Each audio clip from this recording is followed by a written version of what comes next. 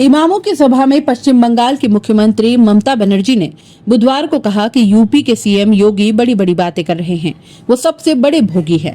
महाकुंभ में कई लोगों की जान चली गई। उत्तर प्रदेश में मुठभेड़ों में कई लोग मारे गए। योगी लोगों की रैलियां नहीं निकालने देते। वक्फ संशोधन अधिनियम के खिलाफ विरोध प्रदर्शन के दौरान हुई मुर्शिदाबाद हिंसा के बाद ममता ने कोलकाता के नेताजी इंडोर स्टेडियम में कहा, मुर्शिदाबाद में हुआ दंगा प्री प्लान था।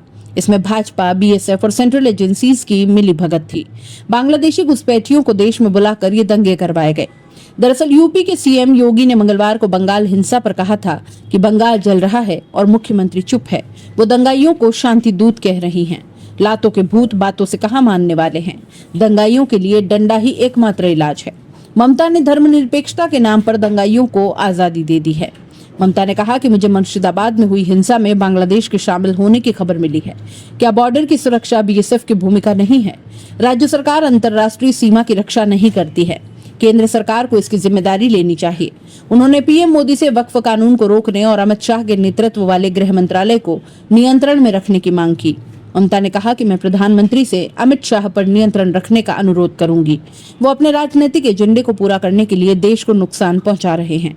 ममता ने यह भी कहा कि विपक्ष का आरोप है कि तृणमूल कांग्रेस वक्फ हिंसा में शामिल है। अगर हमारे नेता हिंसा में शामिल होते तो उनके घरों पर हमला नहीं होता। उन्होंने आरोप लगाया कि भाजपा कुछ मीडिया संस्थानों को पैसा देकर बंगाल को बदनाम करने के लिए अन्य राज्यों में हुई हिंसा के वीडियो प्रसारित करवा रही है। ममता बनर्जी ने मुर्शिदाबाद हिंसा में मारे गए लोगों को 10-10 लाख रुपए मुआवजे की घोषणा की है। साथ ही राज्य के मुख्य सचिव को बीएसएफ की भूमिका की जांच शुरू करने का निर्देश भी दिया है। बीते दिन मुर्शिदाबाद हिंसा में बांग्लादेशी कनेक्शन सामने आया। न्यूज एजेंसी पीटीआई ने खुफिया रिपोर्ट के हवाले से बताया कि बांग्लादेश के दो कट्टरपंथी संगठनों ने जमात उल मुजाहिदीन बांग्लादेश और अंसारुल्लाह बांग्ला टीम ने इसे अंजाम दिया था। हिंसा में पिता पुत्र की हत्या मामले में पुलिस ने 2 लोगों को गिरफ्तार किया है। एक आरोपी वीरभूम और दूसरा बांग्लादेश बॉर्डर से पकड़ा गया है। इनके नाम कालू नदाब और दिलदार नदाब हैं।